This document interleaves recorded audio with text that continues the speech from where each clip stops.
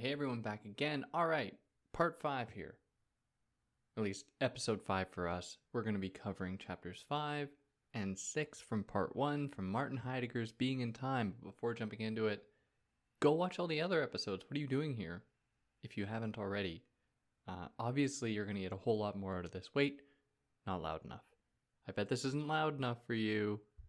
That is probably better. Okay, so, before jumping into it, go listen to other episodes. If you haven't already, go follow me on other things like Instagram and TikTok. That'll be fun. And then we can all learn more. You can comment on things there as well.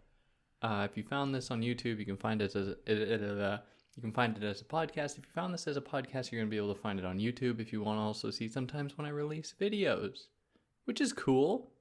Yeah.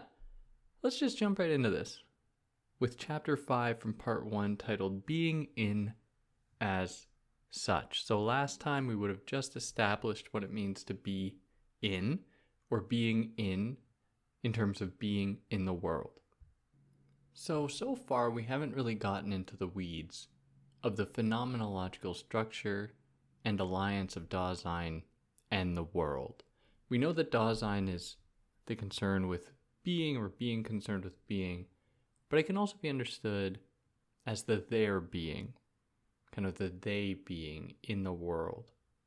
So we've acknowledged that Dasein is a being with, but we've also maintained the existence of some separation between an observer and an observed. To some extent, I'm being reductive here. Now this is true even when we speak of a de-distancing.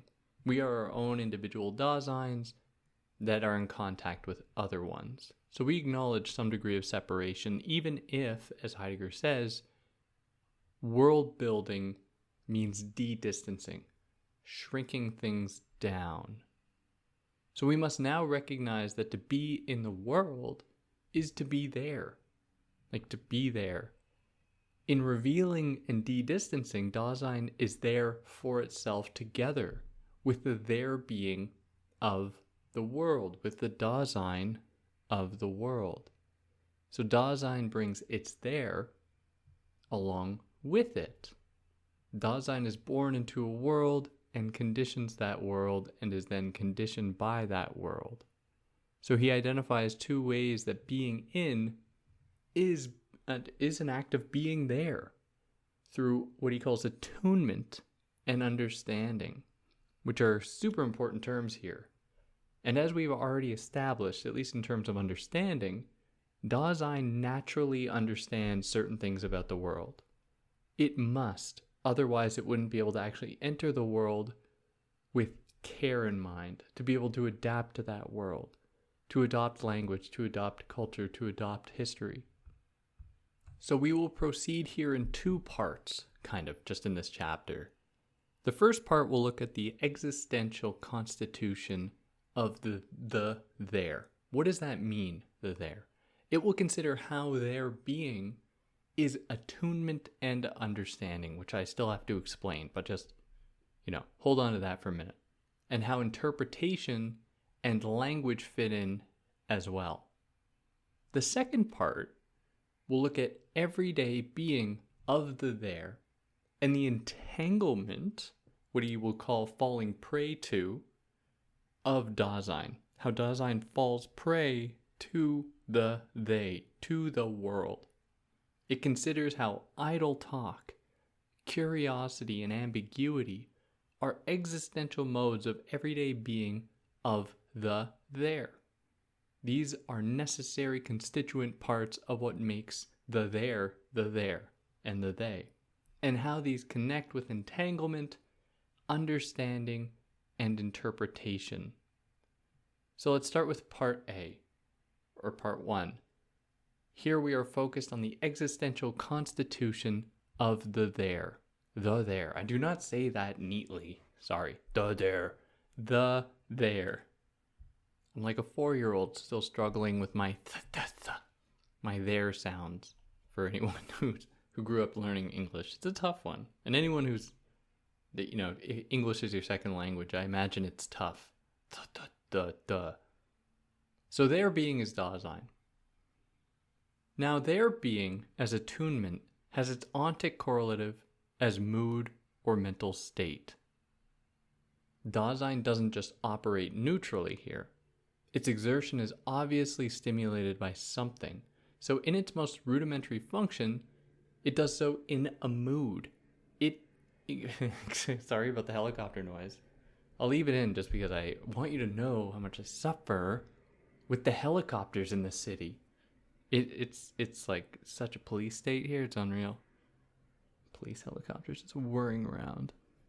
Anyway, so Dasein doesn't just operate neutrally. It exists in the world with a certain mood, with embracing a kind of mental state. This is its attunement. So with an elevated mood, more possibilities for being are opened up.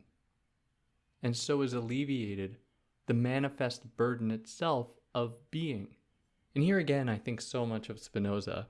If you read Spinoza's Ethics, which I've actually covered here, if you want, to know pretty much exactly what he says in the Ethics, because there's no way to present it without just essentially reading it.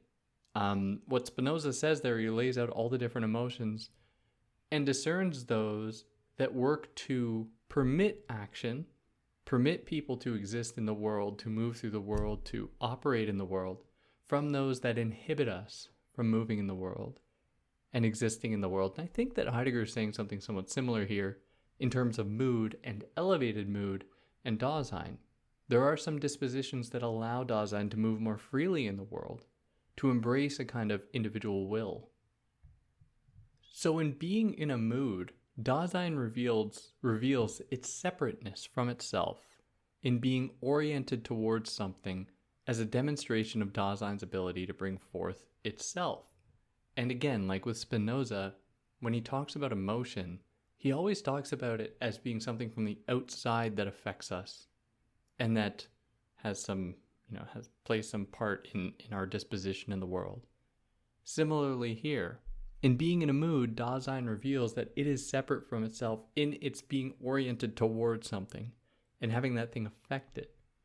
Mood, though, the very propensity for it is primordial and always plays some part no matter how hard we try to get rid of it. That is, only a counter mood can appease a mood or oppose a mood, which I'm pretty sure Spinoza says the exact same thing. Like love to combat hate, for example. Bad moods limit Dasein and therefore reveals that mood, in Heidegger's words, mood has already disclosed being in the world as a whole and first makes possible directing oneself toward something.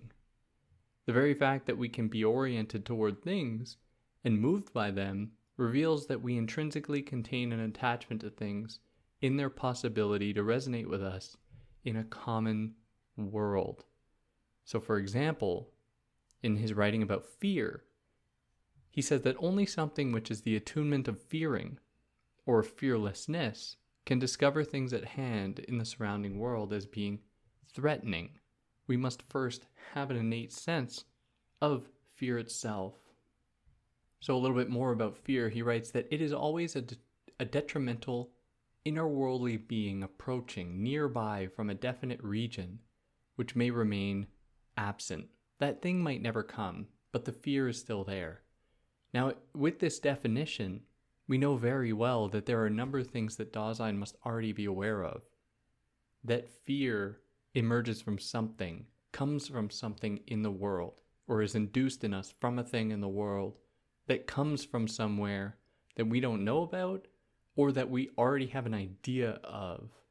And so already we can see that even in fear, which is, I think, that a fairly primordial thing, an emotion that we have, reveals that Dasein is very intimately connected with the idea of worlds, of difference, of things that do not resonate with it, and so produces an emotion that beckons us to be wary, to be suspicious, to be concerned, to be kind of a heightened state of vigilance.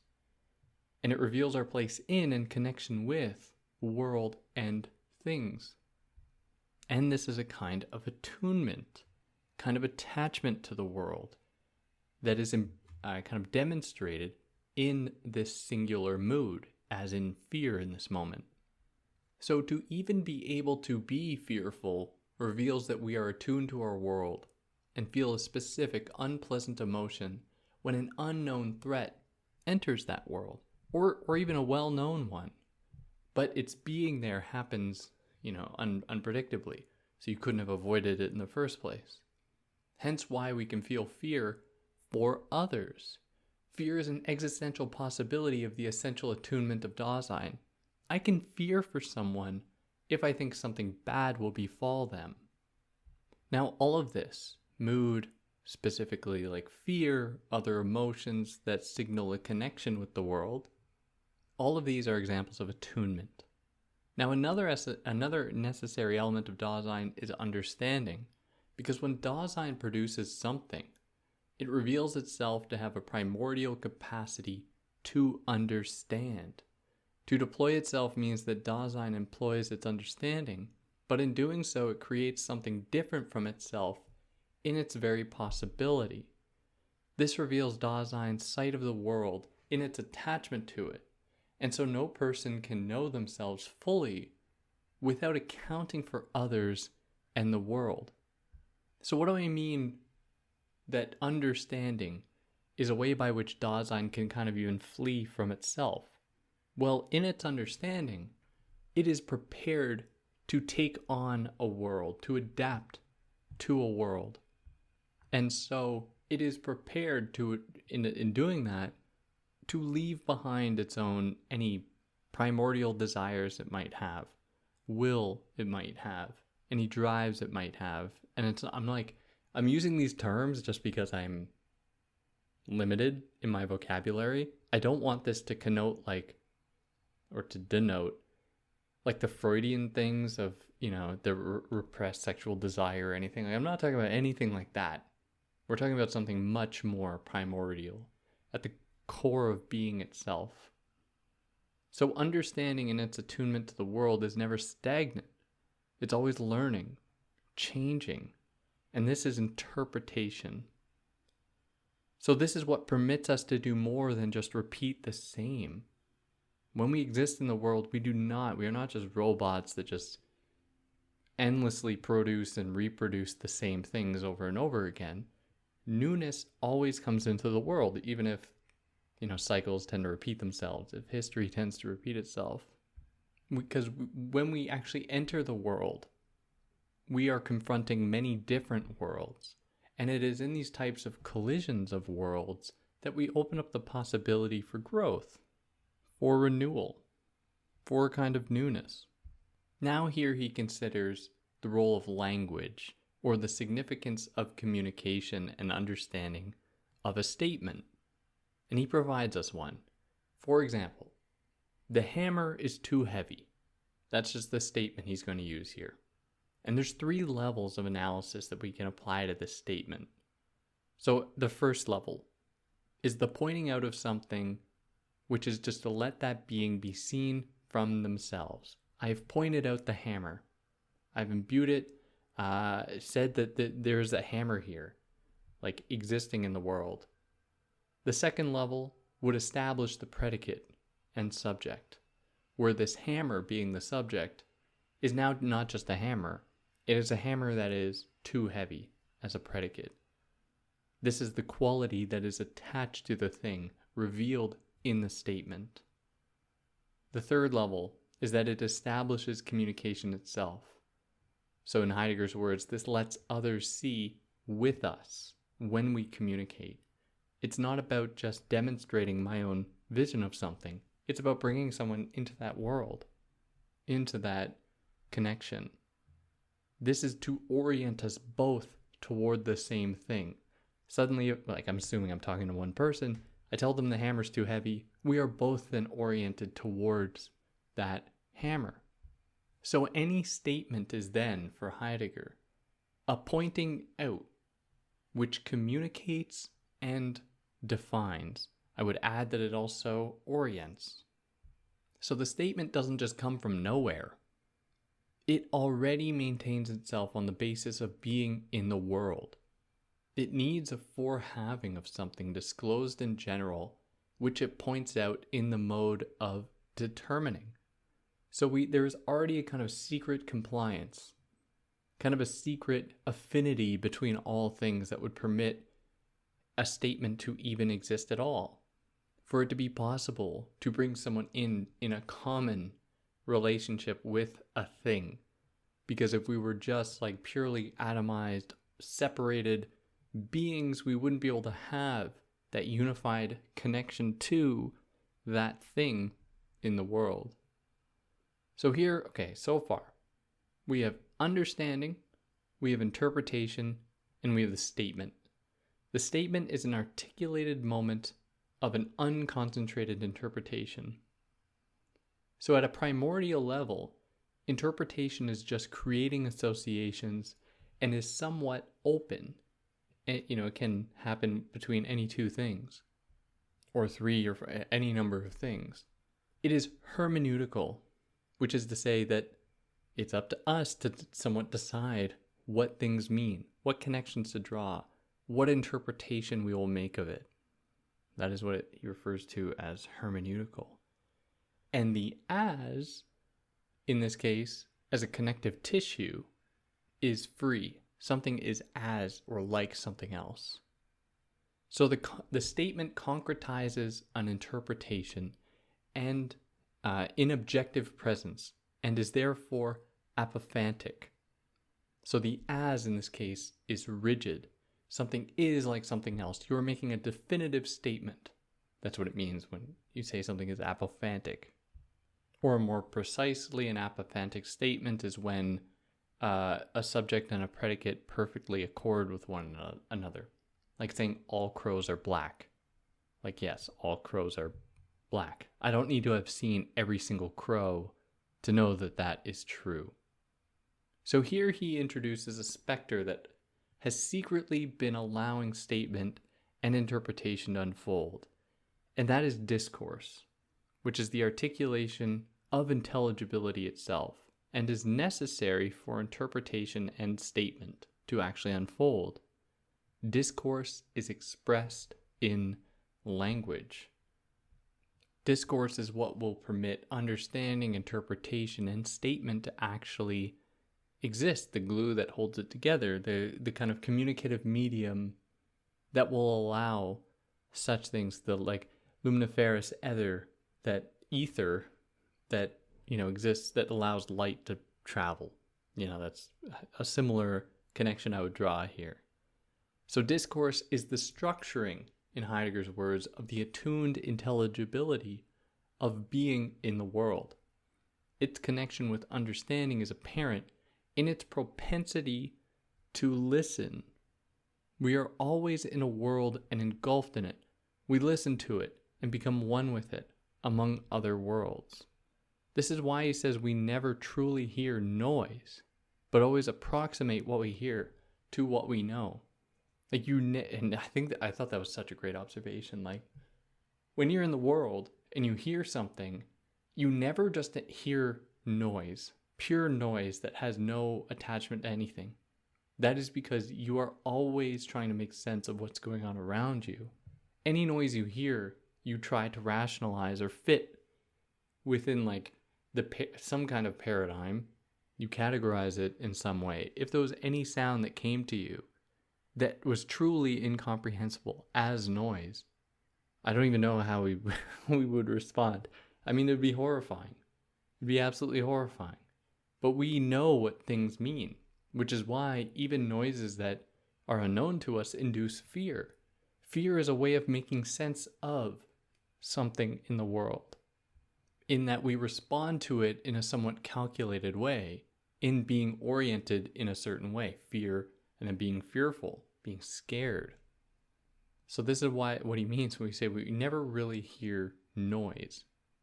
So this should reveal how discourse relates to Dasein as being with and being in the world. We're not ever in isolation. You never encounter just like a word or a sound. It's always something more than that.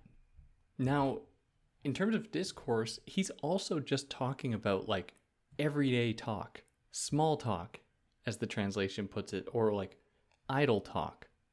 So there's something mysterious about that existence of idle talk or small talk, because it is everydayness. How's the weather?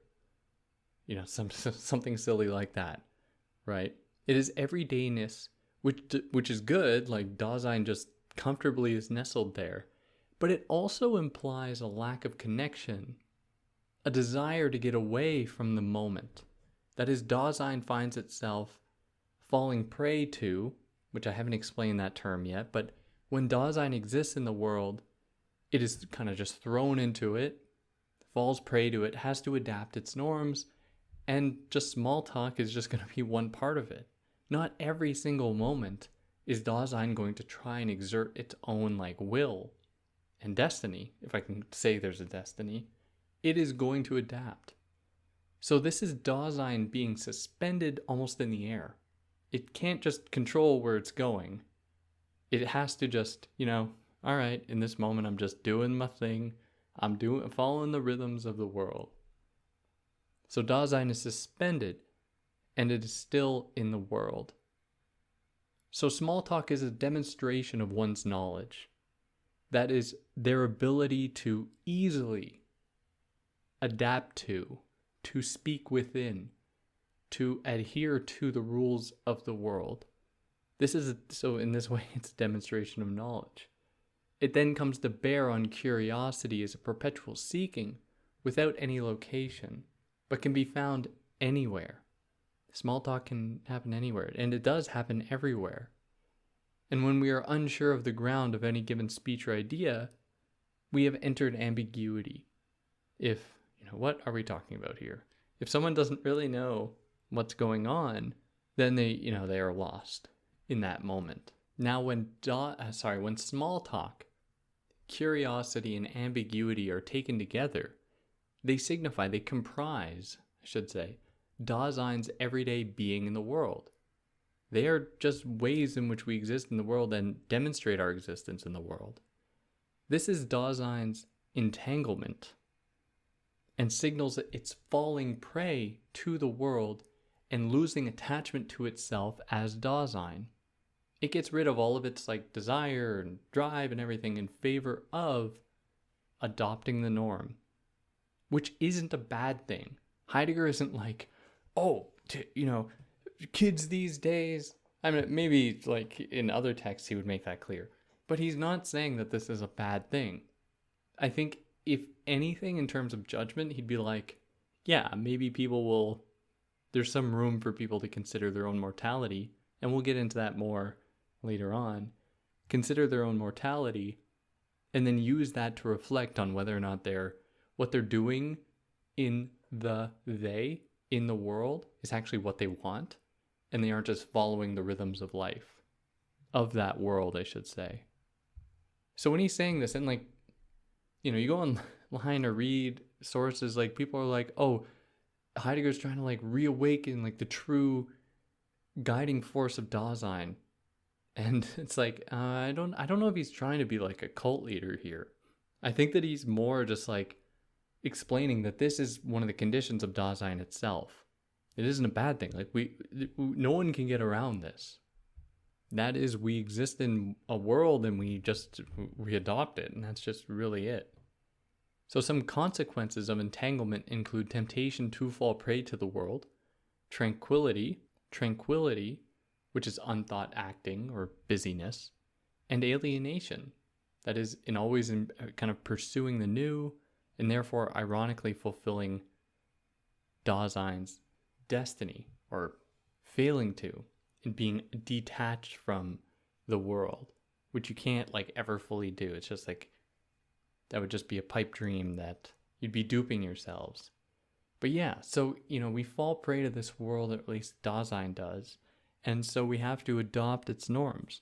Everyday speech is just, any world is going to have a kind of everyday norm of speech and of engagement that we adopt and that makes sense to that world. It is what allows us to have a world, kind of basic norms, or some basic norms, some basic customs, and we are part of that. And it is within that we find moments to then express our individual will, in terms of like our Daseins wanting to fulfill its own will. And I'm using this term will a lot, and this isn't a term that comes up in the text. I'm just using it for the sake of simplicity. So I hope I'm not leading you like too far astray into like the Nietzsche direction or something, like the will to power. Like, I'm not doing that. Please, I hope you haven't been confused. I'm not saying that. I'm just trying to describe Dasein as being both an individual thing with like an individual set of expectations in a world that places expectations on Dasein.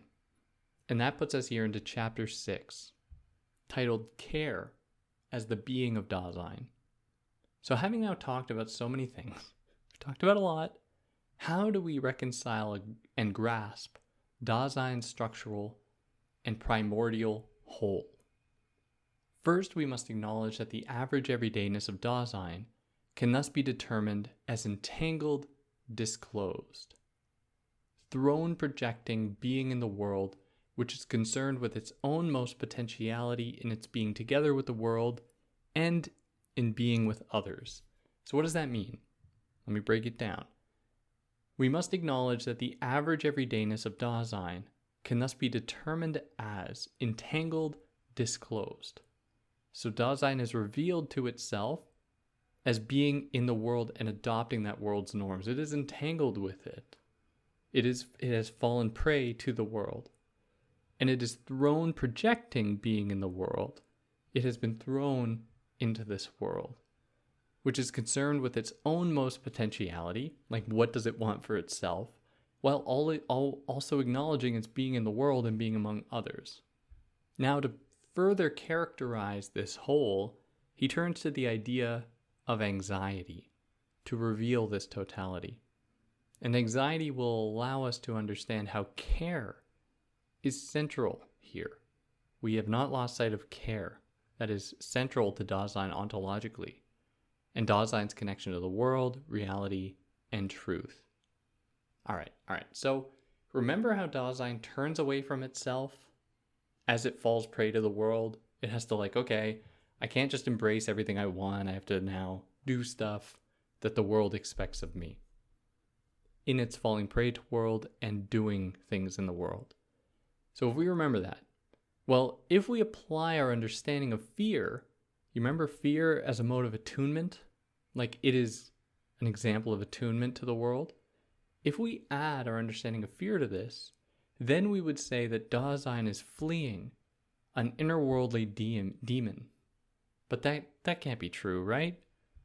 That is, it is always going to be trying to flee. It flees both itself in falling prey to the world, and also tries to leave the world in its trying to embrace its own will, to realize its own potentiality of being. So we must think of this fleeing as motivated by anxiety, which makes fear itself possible. So anxiety, unlike fear, can't be located as motivated from a single thing like a polar bear. If I saw a polar bear, I'd be terrified. Like, anxiety is not brought on by a single thing in the world that induces fear within us. Rather, in Heidegger's words, anxiety does not know what it is anxious about. Whereas with fear, we know, we see the thing, it scares us. We don't fully understand it. We don't know what it's going to do to us, but it scares us.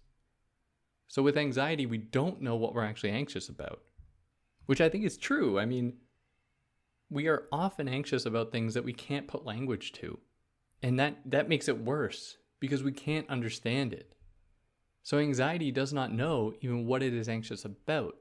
The threat then is so near that it is oppressive and takes away one's breath. And yet it is nowhere. We can't point to it. We can't identify it. It's so ephemeral. Anxiety is therefore anxious about the world as such, and therefore being in the world itself. It's almost as though that anxiety is just part of our condition being in the world. We are anxious about just existing to some extent. So in coming from nothing, that is anxiety that just seems to come from nothing makes it happen. It makes Dasein aware of itself as a being that can project itself. Anxiety reveals in Dasein its being towards its own potentiality of being. Dasein is fully aware that it could be doing something else, that it could be fulfilling its own potentiality of being. And when it is not, it is anxious. When it is aware of its own being in the world and not fulfilling its desires, even though it's not aware of what those are, right? Because anxiety is not about a certain thing we can pinpoint.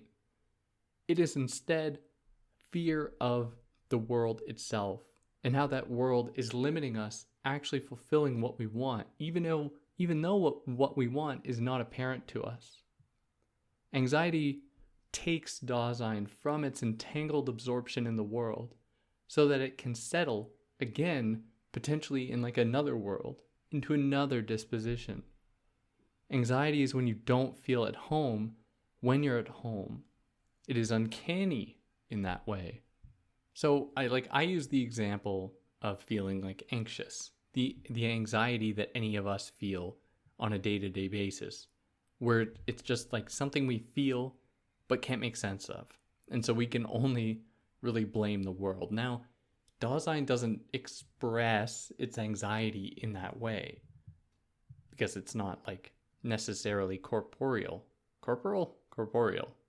Dasein's anxiety emerges from its being itself and always beyond itself. That is, the being of Dasein means being ahead of oneself already in the world as being together with other innerworldly beings. This being fills in the significance of the term care. So Dasein is anxious when it is thrown into a world that might not make sense to it, or it is thrown into a world that at any given moment happens to conflict with its own potentiality of being. And so it wants to flee, but where does it go? It can't make sense of it. If it is it's not like a bear where you're like, oh, I just have to get away from the bear and I'll be fine. It is the world itself that produces anxiety. And it's the nature of things because it demands us turning away from ourselves, or Dasein turning away from itself to adopt the they. But this is what we must do. Dasein has to do this. Now it's important in all of this to consider what reality is. For Heidegger, its connection to being and its provability in the external world. Reality is ontological. It's like an ontological problem, and the connection between reality and care. So reality's connection to being and its provability in the external world. Let's start with that point. So far, we know that we are in the world. We exist in a world that is in reality. Not like the pants in the closet, like within the world that way, but as a part of the world. And so cognition is a founded mode of access to what is real. Now, this is different from what Kant says, who prioritizes the subject as both a noumenon and phenomenon, not important. For those who know, you'll be like, oh yeah, not important though. To prove the existence of the world as phenomenon to human subject with transcendental idealism. So every single world, every single reality is created. It's not like it's just out there to discover.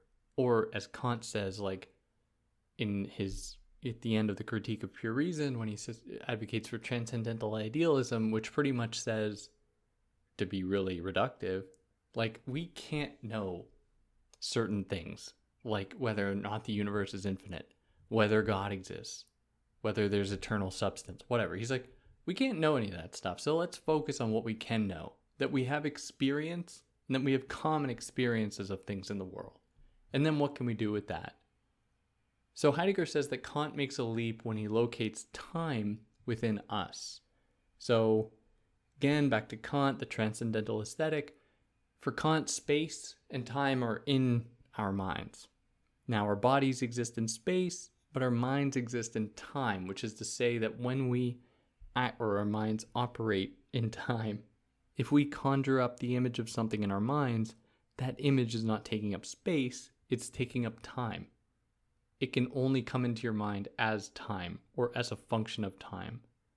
So Heidegger says that Kant makes a leap when he locates time in us as unchanging, to perceive things in the world as changing. Moreover, or rather to explain that, Heidegger's like, Kant is like, oh, we have time within us. That is, all time is us able to make sense of alterations in the world, in movements, and we imbue a certain understanding upon them that we call time when things move, and they move along a function of time. Now, this is a kind of unchanging process for Kant. Whether or not it is, I think his reading of Kant is, I